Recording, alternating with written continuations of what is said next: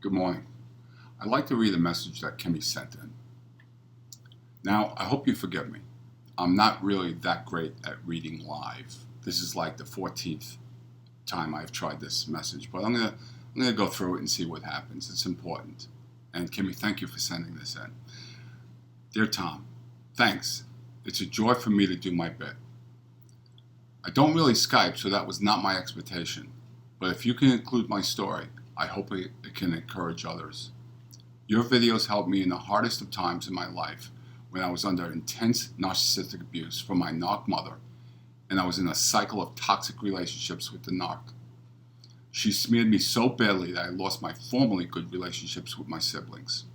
I started seeing and was briefly married to a guy who used to work for her.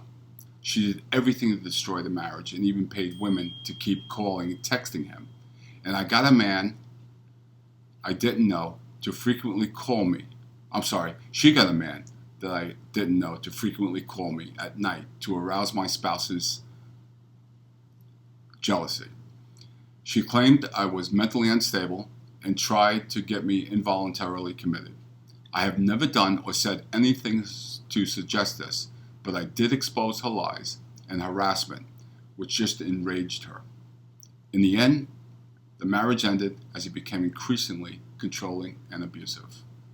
This was all for the best, though, as that motivated me to make a clean break and move back abroad where I used to live. She hoovered and harassed me and used flying monkeys to spy on me. But I was too far away, and I'm now happily no contact for 2 years. Thanks for your clear message of healing through no contact, self-care, and education. It's a lifelong journey as we still deal with emotional and social isolation and are especially vulnerable to narcissistic abuse at work or in future relationships. I think you make a great life coach. My very best wishes of blessings to you, Tom. Kimmy. Kimmy, thank you so much for sending that in. There's so much to unpack there. Let me throw my 2 cents in on this. It's a lifelong journey as we still deal with emotional and social isolation and are especially vulnerable to narcissistic abuse.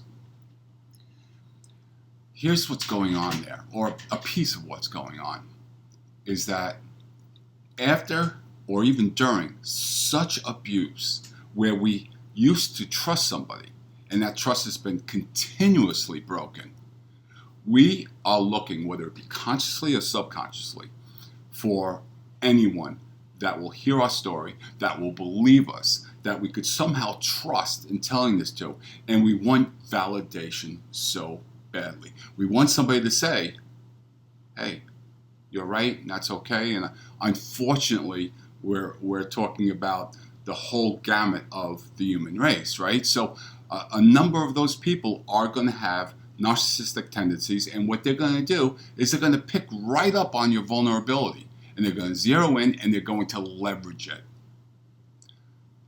The narcissist will seek and find your vulnerabilities, and they're going to make hay out of that, or they're going to leverage it to their benefit, and just doesn't matter how it affects you.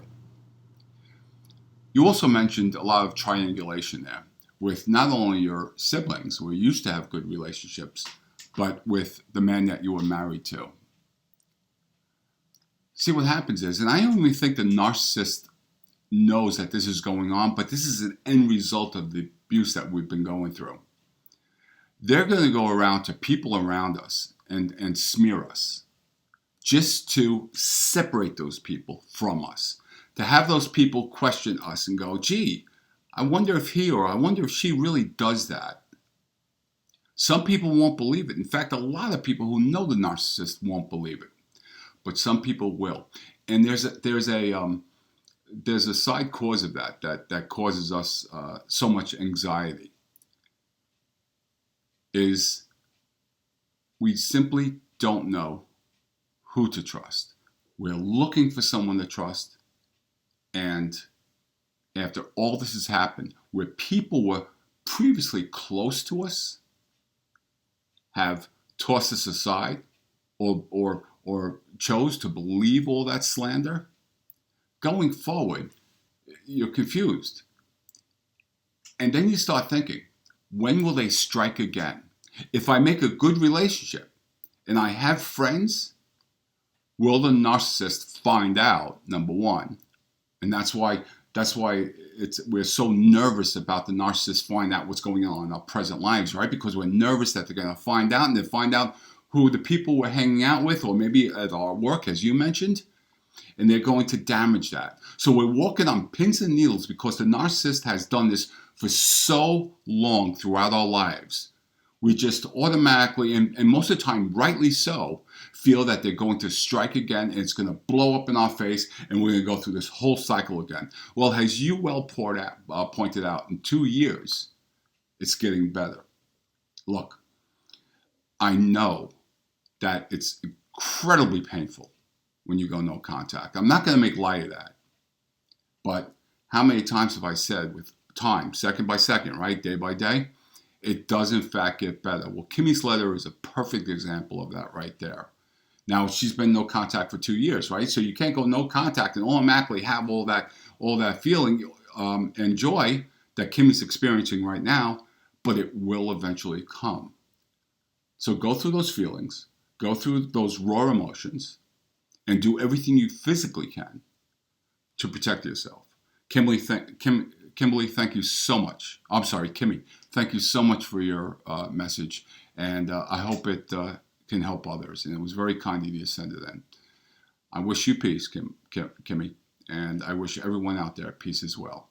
Thank you so much for letting me babble through this. It's not easy. Thank you.